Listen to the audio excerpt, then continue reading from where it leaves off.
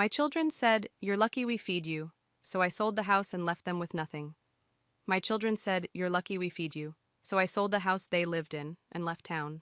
Then they looked me dead in the eye and said, "You're lucky we even feed you."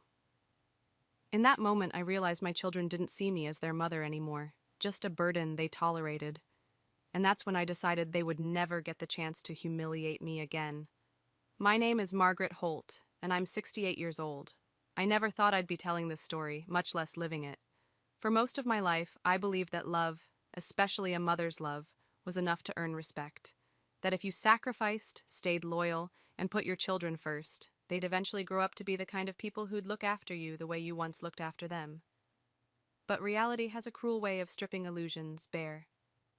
I raised my children, Daniel and Shannon, in a modest craftsman home on the outskirts of Madison, Wisconsin. My late husband Bill bought that house for us when we were both in our 20s. We scrimped and saved every dollar. We patched the roof ourselves when it leaked, painted the walls with our own hands, and built a life within those walls. After Bill passed, I tried to hold it together for the kids. I was only 50 at the time, and they were in college. Every bill, every late notice, every time I went without so they wouldn't have to, I did it willingly. I told myself this was what mothers did. We gave until there was nothing left, and even then, we found a way to give more. But no one tells you what happens when your children grow up and decide that your worth is measured in how useful or convenient you are to them. It started small. Little barbs at dinner about how much groceries cost. Comments about how I couldn't manage on my own. At first, I brushed it off. I blamed their stress. I told myself they didn't mean it. But over time, those small jabs became bigger, crueler, more deliberate. A month before everything changed, Daniel suggested I move in with him and Shannon to save money. My Social Security check had never stretched far, and with the cost of everything going up, I reluctantly agreed. I thought we'd be a family again. 3 adults under one roof, looking out for each other. Instead, I learned how easily love can be twisted into something unrecognizable. The house I'd sold to Downsize, my house, gave them the down payment for their bigger place in Green Bay. I contributed almost everything I had left. I moved into the smallest bedroom. I gave up privacy, independence, even the small routines that made me feel like myself. And for what? For a son and daughter who would sit across the kitchen table, sip coffee I paid for, and tell me, without flinching, that I should be grateful they let me stay. The night it all broke was a Tuesday. Shannon had made pasta, and I offered to help with dishes. She turned to me smirking and said, "You're lucky we feed you. If it weren't for us, you'd be on the street." Daniel didn't correct her. He nodded like that was the most obvious truth in the world. I remember how my hands trembled as I set the plate in the sink. I remember thinking, this is what my life has become. A woman with no dignity, no voice, no place that's truly hers. I went to bed early that night, staring at the ceiling for hours. My heart was hammering, my mind running through every sacrifice, every bedtime story, every dollar I'd poured into them. It didn't matter. In their eyes, I was a burden. And that's when a thought settled in my chest, heavy and undeniable. They are not going to decide how my story ends.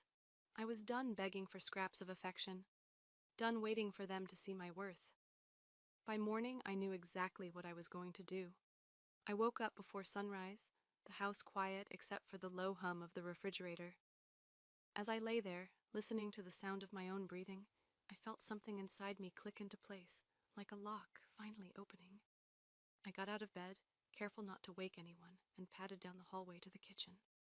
I poured myself a cup of coffee and sat at the table, looking around at a house I had helped pay for but would never truly belong to. It's a strange thing when your life becomes unrecognizable, even stranger when you realize you don't have to keep pretending it fits you. I took out my worn leather checkbook and ran my fingers over the cover. There, in the back pocket, was the deed to the house, my house in Madison. The one I'd signed over to Daniel and Shannon so they could build a better future. Technically, the sale had never been finalized. They'd moved in before the last payment was processed, trusting that my name on the paperwork meant I'd follow through. They were wrong. I thought about all the times I'd tried to make peace, the times I swallowed my pride, The times I let them make me feel small because I didn't want to lose whatever little connection we had left. But in that moment, sitting alone in the kitchen, I realized something that made my chest ache and my throat close. I already had lost them. I finished my coffee, washed the cup, and dried it with the dish towel, like any other morning. But this time, I was calm. I was certain. I was done. I went back to my room and quietly started packing. One suitcase, one carry-on bag, everything else I left behind. They'd made it clear that nothing I owned mattered here, so I wouldn't take much with me. By the time the sun was up, my heart felt strangely light. For the first time in years, I wasn't wondering how to please anyone. I wasn't worrying about whether I was in the way. I was just free. Around 7, Shannon came into the hallway, bleary-eyed. She saw the suitcase propped by the bedroom door and blinked at me like I'd grown a second head. "What are you doing?" she asked. I zipped the last pocket and looked her square in the face. "Leaving." Her mouth fell open. "Where are you going to go?" I almost laughed, because she sounded more inconvenienced than concerned. "Somewhere I'm wanted," I said simply. Daniel emerged a minute later, scratching his jaw. His expression was sour, like he'd bitten into something rotten. "You can't just take off. That's irresponsible." I bristled at the word, irresponsible, as if I hadn't held their entire lives together for decades, as if I hadn't sacrificed every piece of myself to make sure they never went without. I picked up my bag. "I've already spoken to the realtor. The house is going back on the market." "You mean our house?" Shannon demanded, voice shrill. I met her gaze without blinking. "Number my house. You were never on the deed." Daniel's face turned red, then pale. I watched the realization dawn on him. The security blanket they'd been so sure of was gone. The entitlement they'd wrapped themselves in was unraveling. "You can't do this," he said, voice low. "Where will we go?" I shrugged. That's not my problem anymore. I could have said more, could have listed every insult, every slight, every moment they made me feel worthless. But I didn't. I was done explaining myself. I stepped out onto the porch. The morning air smelled like freedom. I thought I'd feel guilt, regret, maybe even fear, but all I felt was relief. I climbed into the cab I'd scheduled the night before. As we pulled away from the curb, I didn't look back. Some doors, once closed, are never meant to be reopened. The cab driver didn't ask questions, and I was grateful for that. I think he could tell from my face that this wasn't a simple trip. I gave him the address of a small motel on the edge of Madison, one of the last places that still felt familiar. As we drove through the early morning streets, memories flickered past the window like ghosts. The grocery store where I used to buy Daniel his favorite cereal, the library where Shannon learned to read, the little diner Bill and I went to every Sunday. I wondered how a life could hold so much love and still end up here, me with a suitcase in my lap, feeling like I was escaping from a prison I'd built myself. When we reached the motel, I paid the driver and thanked him. He helped me with my bags, giving me a kind smile that felt more genuine than anything I'd seen in my children's faces in years. Once I was alone in the room, I sat on the edge of the bed and let the silence settle around me. It was a small space. Plain walls, thin carpet, the faint smell of lemon disinfectant, but it was mine. No one could barge in and tell me I was a burden here. No one could measure my worth by how many meals I cooked or how much I contributed. I exhaled, feeling like I'd been holding my breath for decades. The next few days were a blur of phone calls and paperwork. The realtor confirmed she could relist the house in Green Bay immediately. She sounded surprised when I told her the situation, but she didn't pry. She just promised she'd move quickly. I also called my old friend Carla, who still lived in Madison. We hadn't spoken much since Bill died. I'd been too busy taking care of everyone else to nurture my own friendships. But when she answered, her voice warm and familiar, I felt something inside me crack open. "Margaret?" she said, incredulous. "Honey, are you all right?" I almost lied, almost said I was fine, but I was too tired to pretend anymore. "No," I whispered. "I'm not." "Where are you? I'm coming to get you." Within an hour, she was there, still in her bathrobe, hair unbrushed, eyes worried. She hugged me so tight I could hardly breathe, and for the first time in so long, I let myself cry. When we finally sat down, I told her everything. The insults, the manipulation. The moment I realized I couldn't stay one more day without losing myself completely. She listened without interrupting, her hand resting over mine. When I finished, she said something I'll never forget. You did the bravest thing a mother can do. You chose yourself. That night, I stayed at Carla's house. She made us grilled cheese sandwiches and poured 2 glasses of cheap red wine, and for a moment, I felt like a person again, not just someone's aging mother to be tolerated. The next morning, I woke to the sound of her humming in the kitchen. I thought of Daniel and Shannon, probably pacing their living room in a panic, realizing that the house wasn't theirs after all. A part of me felt vindicated, but mostly I felt sad. Sad that it had come to this. Sad that all the love I'd poured into them hadn't been enough to teach them compassion. But as I sat at Carla's table, hands wrapped around a warm cup of coffee, I also felt something else. Hope. Because maybe, just maybe, this was the start of a life that belonged only to me. The days that followed were a strange mix of sorrow and quiet liberation. Carla insisted I stay with her as long as I needed, and though I felt guilty imposing, she wouldn't hear of it. She had a spare bedroom and a softness I didn't realize how badly I needed. Every morning, she'd knock on my door and ask if I felt up to breakfast. Some mornings, I joined her. Other times, I just sat by the window, staring out at the street I'd walked 1,000 times when Bill was alive. I started to think about how much I'd lost by always putting my children first. I'd let friendships fade, let hobbies disappear, let my own voice go silent because I was so determined to keep the peace. And now, after all that sacrifice, my children saw me as nothing but a liability. It was a brutal truth to face.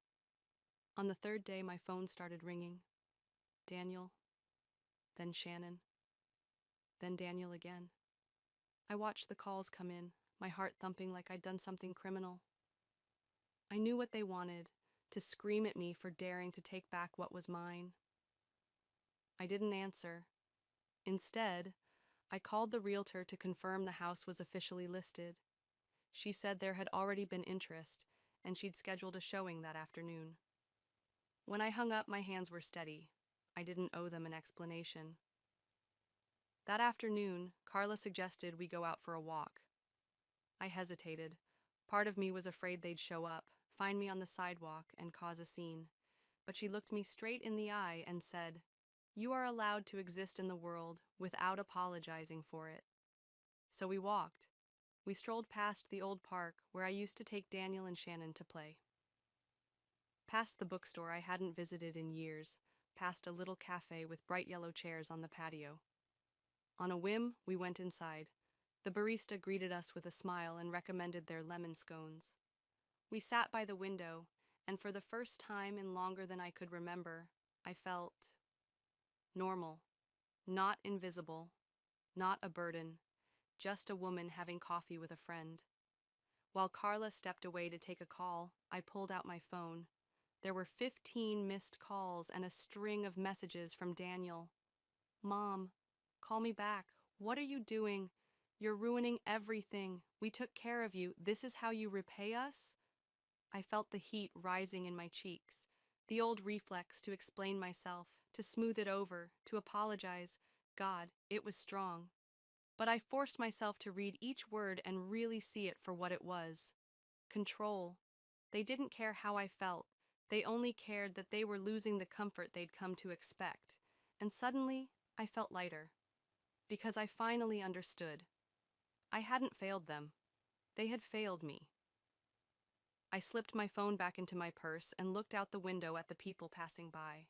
Couples holding hands, teenagers laughing, a woman walking her dog. All these tiny, ordinary moments of freedom. I wanted that. I wanted a life that didn't revolve around tiptoeing around other people's moods. A life that belonged to me, even if it was small and quiet. When Carla returned, she studied my face. "You okay?" I smiled. A real smile this time. "I think I'm going to be." We walked home slowly, the late afternoon sun warm on my shoulders. And when I went to bed that night, For the first time in years, I didn't feel like I had to brace myself for whatever insult tomorrow would bring. I was finally out of their house, and I was never going back. The house sold faster than I expected. Within 10 days, I had an offer well above what Daniel and Shannon knew it was worth. My realtor was delighted. I was relieved. But the morning she called to confirm the sale was final, my phone lit up again, Daniel's name in big letters across the screen. My stomach clenched. I knew I couldn't avoid him forever. So I took a deep breath and answered. For a moment, he said nothing. Just breathing, fast and ragged. Then, his voice, low and edged with fury. You really sold it. I closed my eyes. Yes, I did. That was our home. No, I said gently. It never was. The silence that followed was a cold, empty space. I thought maybe he'd hang up. Part of me hoped he would, but he didn't. You are unbelievable, he spat. After everything we did for you. I didn't let him finish. After everything you did to me, I corrected. My voice didn't shake. I'm done pretending. He launched into a tirade, how I was selfish, how Shannon was in tears, how I'd ruined their lives. I listened, letting the words wash over me. They sounded small, petty, like a child's tantrum when someone finally tells them no. When he ran out of breath, I spoke as calmly as I could. I spent my whole life giving, and when I needed kindness, you gave me contempt.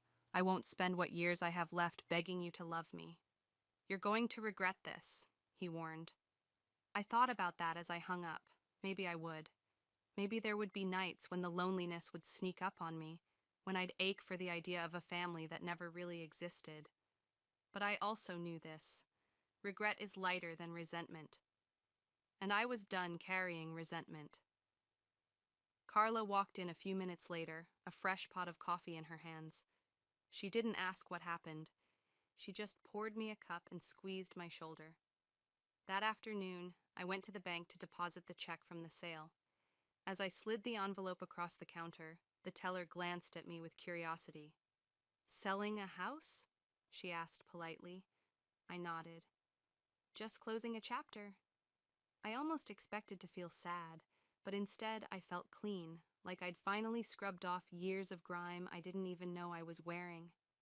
Outside the bank, I stood on the sidewalk, my purse heavy with the first real freedom I'd had in decades. And I knew it was time to decide what came next. Carla offered to let me stay with her as long as I wanted, and I loved her for it. But I also knew I needed something that was truly mine, not borrowed, not temporary. That night, I sat at her kitchen table with a spiral notebook and a pen. I made a list. Find an apartment near the lake, start volunteering again. Visit the senior center and see about classes. Reconnect with the book club I'd left when Bill died. The list was simple, but it felt like a map back to myself. Later, as I folded the paper and tucked it into my purse, Carla looked at me with tears in her eyes. I'm so proud of you, she whispered. For the first time, I believed it. I was no longer the woman who lived in other people's houses, tiptoeing around their tempers. I was Margaret Holt, and I was finally free. I found a small apartment overlooking Lake Monona, just a 15-minute walk from the farmer's market I used to love. It wasn't fancy. 2 rooms, old carpet, a balcony just big enough for a chair and a few potted plants. But the first time I stepped inside, I felt something I hadn't felt in years. Peace. The landlord, a soft-spoken woman named Linda, handed me the keys with a smile. Fresh start? She asked. I nodded, blinking back tears. Something like that. Carla helped me move in. We didn't have much to carry, just my suitcase, a few boxes of clothes and books, and the old photo albums I refused to leave behind. As we unpacked, she kept shooting me little looks, like she was trying to memorize my face in this moment. You're really doing it, she said, taping up the empty boxes. Doing what? Choosing yourself. I didn't know how to answer. The truth was, even in that tiny apartment with my name on the lease and no one to answer to, part of me was terrified. I'd spent so long belonging to other people that I wasn't sure how to belong to myself. But that night, after Carla left, I sat on my balcony with a cup of tea. The lake shimmered under the moonlight, and the breeze smelled like fresh water and summer grass. And I thought, maybe this is how it starts. The next morning, I woke early, just as the sun was coming up. I pulled on a cardigan and walked down to the shoreline. My joints ached, but I didn't care. I found a bench and sat there for hours, watching the lights spill across the water. No one interrupted me. No one demanded anything. I didn't have to explain where I was going or why. It was such a small freedom, but it felt enormous. Later that week, I signed up to volunteer at the library, the same one I'd taken Daniel and Shannon to when they were little. The woman at the front desk looked delighted to have extra hands. She gave me a stack of forms and a schedule and welcomed me like I was someone valuable. When I got home, there was a letter in my mailbox. No return address, but the handwriting was familiar. Daniel's. I stood in my narrow hallway, heart thumping, debating whether to open it. A part of me was afraid. Afraid that his words could still reach me, still undo everything I was building. But I tore it open anyway. Inside was a single sheet of paper. We don't understand why you're doing this, but if you ever want to come back, you can. No apology. No acknowledgement of what they'd said. Just the assumption that I'd come crawling back eventually. I folded the letter carefully and slipped it into the drawer by the door. And I knew, with a clarity that felt like breathing clean air, I would never go back. That evening, Carla came by with takeout. We ate on the floor because I didn't have a dining table yet. She raised her glass of iced tea. "To freedom," she said. I clinked my glass against hers. To freedom. When she left, I sat alone in the quiet. I thought about all the ways my life had been reduced, first by grief, then by the people I loved most. And then I thought about the ways I was rebuilding it, brick by brick, with no one's permission but my own. Outside, the lake was turning gold in the sunset. I stood there, feeling something settle in my bones, a certainty that no matter what came next, I'd already done the hardest thing. I had chosen myself, and I wasn't sorry. A month later, I sat at my little kitchen table, the late afternoon light spilling across my notebook. I was making a new list, things I wanted to do before the year ended. Nothing dramatic, nothing that would impress anyone else. Just simple, quiet ambitions.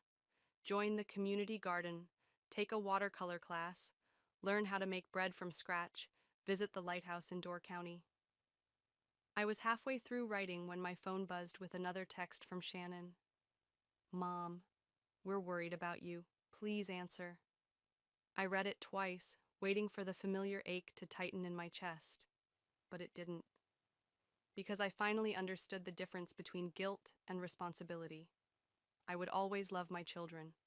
That love was the first and last truth of my life. But loving them didn't mean letting them treat me like I didn't matter. It didn't mean living under the weight of their entitlement. I set the phone aside and returned to my list. An hour later, I slipped on my shoes and walked down to the lake. It had become my ritual. Sunset on the shore, the air cooling on my skin, the quiet hush of the water against the rocks. As I stood there, I felt something I hadn't felt in so long I almost didn't recognize it. Contentment. Not the desperate hope that someone would finally see me. Not the hollow satisfaction of pleasing everyone but myself. Just the simple, steady knowledge that I was enough. A breeze rustled through the trees behind me, carrying the smell of grass and lake water. I closed my eyes and let it wash over me. Somewhere, Daniel and Shannon were probably still trying to make sense of what I'd done. Maybe they always would. Maybe someday they'd understand that I hadn't left to punish them. I'd left because I couldn't keep punishing myself, and maybe they wouldn't understand at all. Either way, it wasn't my burden anymore. The sun slipped lower, turning the water a deep, burnished gold.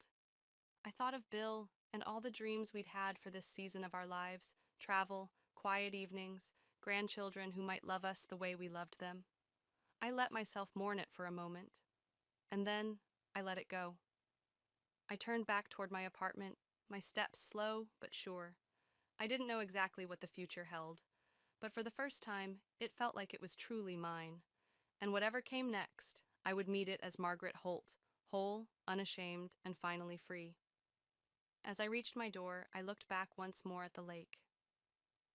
"Thank you," I whispered, though I wasn't sure who I was thanking. Maybe the woman I'd once been. Maybe the woman I was still becoming. Inside, my phone was blinking with a new message. I let it blink. Because tonight I had no one to answer to but myself, and that was exactly how I wanted it.